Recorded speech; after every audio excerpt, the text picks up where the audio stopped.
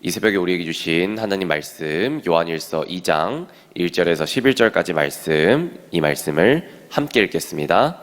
너희 자녀들아, 내가 이것을 너희에게 씀은 너희로 죄를 범하지 않게 하려 함이라.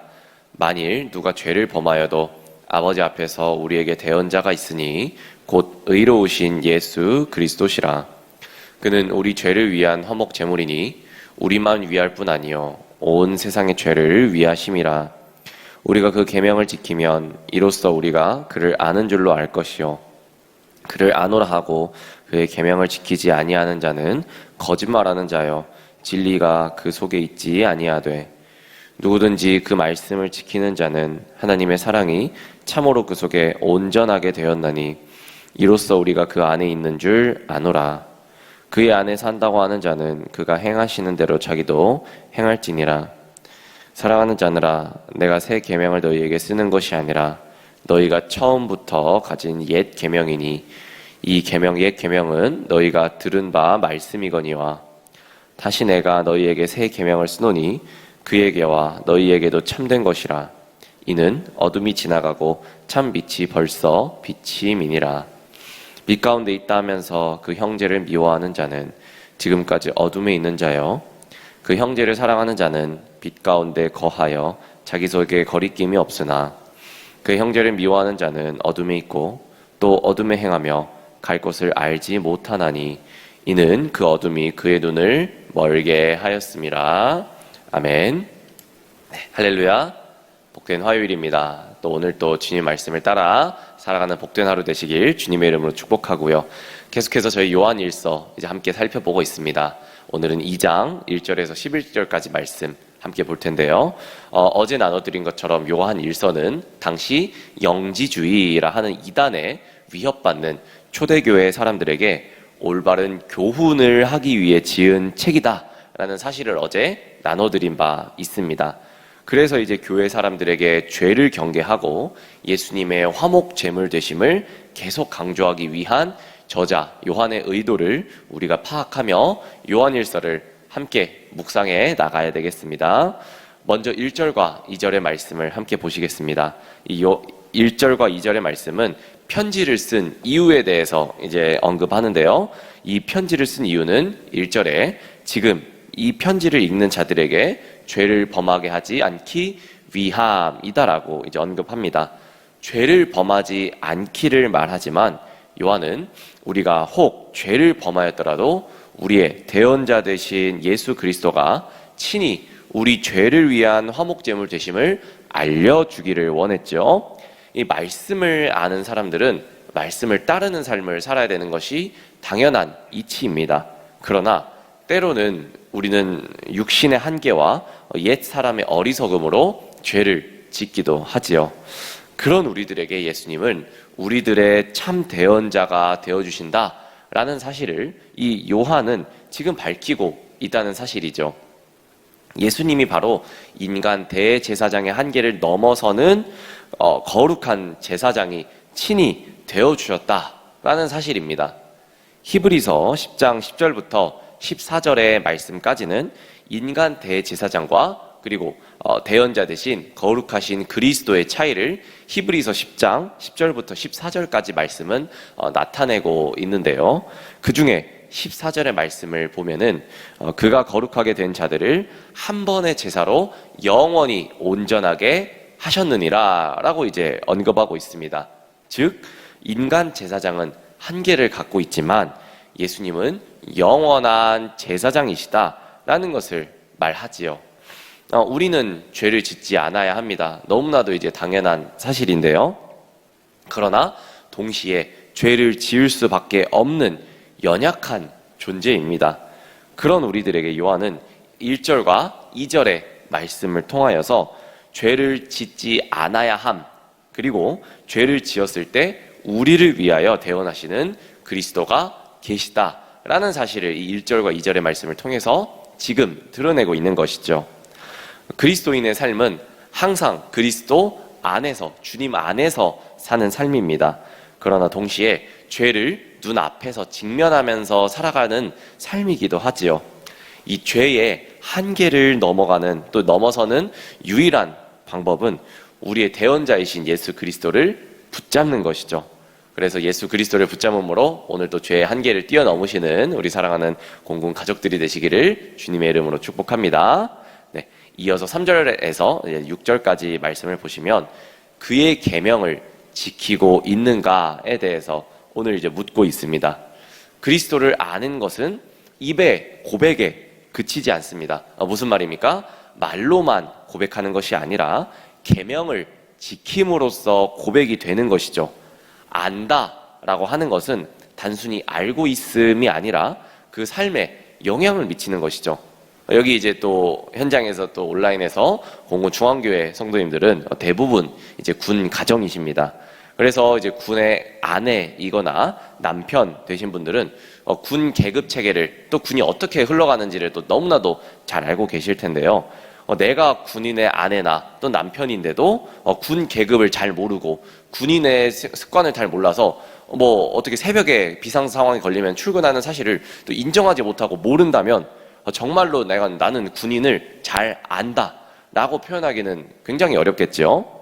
이처럼 그리스도를 안다 라고 하면서 그 계명을 지키지 않는 것, 또 그 계명을 모른다는 것은 진정으로 아는 것이 아니라는 것이죠.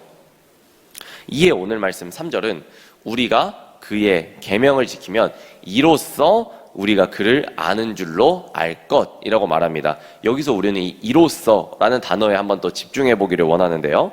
즉 그리스도를 안다면 계명을 지킬 수밖에 없다라는 것이죠. 이 계명을 지키지 않는 이는 거짓말하는 자고 또 진리가 그 속에 거하지 않는 자입니다. 여러분, 아는 자는 그 아는 것에 머무는 것이 아니라 더하여 행함도 그리스도의 행함처럼 된다라고 말합니다. 안다라는 것은 그 지식의 정도를 넘어선 것이죠. 그리고 안다는 것은 그 아는 것이 아는 것 자체로 남아있는 것이 아니라 그 삶의 전체를 지배하는 것이, 그러면서 비로소 안다라는 사실이 이제 성립이 된다는 것이죠. 특별히 우리 그리스도인의 삶은 더욱 그렇습니다. 머리에 머물고 또 생각에 머무는 알미 아니라 그리스도의 계명대로 온전하게 하시는 하나님의 사랑으로 행하는 것이 바로 안다라는 사실이 되는 것이죠. 오늘 그 그리스도의 사랑을 지식의 알매 머무는 것이 아니라 온전하게 하시는 하나님 사랑에 걸맞게 한 걸음 한 걸음 더 나아가게 되시기를 주님의 이름으로 소망합니다.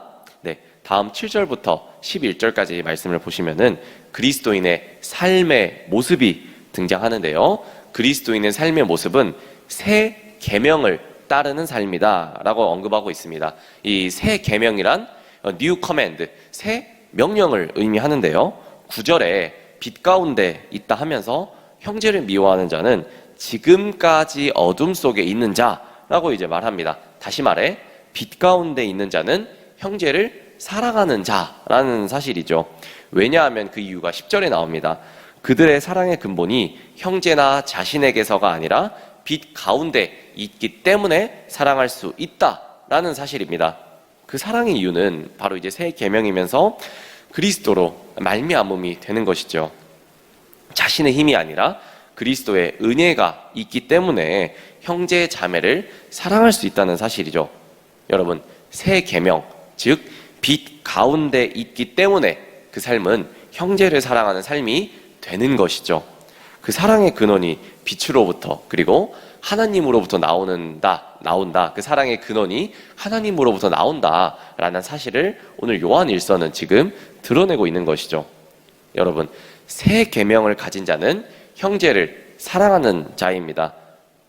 그럼 반대로 우리가 또 생각해 볼 수 있겠죠. 반대로 나는 새 계명을 가지고 있어 라고 말은 하는데 형제를 사랑하지 않는 사람은 새 계명이 있는 자겠습니까? 없는 자겠습니까? 없는 자가 되겠죠.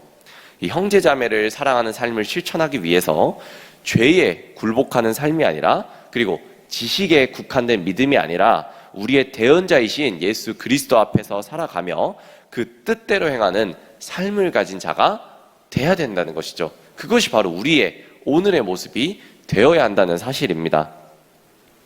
오늘 하루 내 주변에 여러 인물들을 돌아보길 원해요. 그리고 내가 정말로 품지 못한, 내가 정말로 사랑하지 못한 사람이 누가 있나 한번 또 돌아보았으면 좋겠습니다. 그리고 한편으로 돌아봐서는 그들을 내가 진정으로 사랑하였는가, 그리고 진정으로 사랑할 수 있는가, 우리가 한번 돌아보기를 원해요. 오늘의 언급에 나온 이 세 계명은 해도 되고 안 해도 되는 사실이 아니라 반드시 따라야 하는 커맨드, 반드시 따라야 하는 명령입니다. 이것이 바로 세 계명이라는 사실이에요. 형제를 사랑함이 더 이상 내 힘과 그리고 내 의지가 아니라 세 계명의 은혜 안에서 이루어지는 우리 모두가 되기를 주님의 이름으로 소망합니다. 그 걸음, 형제를 사랑할 수 있는 걸음이 그리스도 앞에 우리가 빛의 길로 걸어갈 때만이 가능합니다. 우리와 온 세상을 위한 화목제물 되신 예수님을 기억하면서 오늘도 알매 한 걸음이 아니라 내 지식이 걸어가게 하는 내 지식의 걸음이 아니라 삶의 한 걸음을 걸어가는 우리 복된 우리 공군중앙교회 가족 여러분 되시기를 주님의 이름으로 소망합니다. 함께 기도하겠습니다. 사랑의 예수님, 우리는 여전히 죄의 한계를 살아갑니다. 육신이기 때문에, 그리고 연약한 육신이기 때문에, 또 옛 사람이 여전히 나에게 있기 때문에 사랑과 긍휼보다 미움과 원망이 더 우리 많은 인생을 살아갑니다. 말씀을 듣고 아는 것에 만족하면서 오늘 또 실패하면서 또 무너지는 나의 모습을 발견합니다. 그러나 주님, 나로부터가 아니라 또 주님으로부터, 빛으로부터 살아갈 수 있는 내가 될 수 있도록 주님 인도하여 주시옵소서. 오늘 알매 그친 나의 믿음이 삶으로 드러날 수 있도록 나에게 은혜를 베풀어 주시옵소서. 우리가 너무나도 부족합니다. 또 연약합니다. 그렇기 때문에, 부족하기 때문에 우리의 대언자 되신 주님을 더욱 의지합니다. 오늘 하루도 우리 인생의 유일한 빛이 되시는 예수 그리스도를 기대합니다. 그 주님을 기대하고 새 계명을 따라 살아갈 수 있는 복된 우리 모습 주님 인도하여 주시옵소서. 살아계신 예수님 이름으로 감사히 기도드렸습니다. 아멘.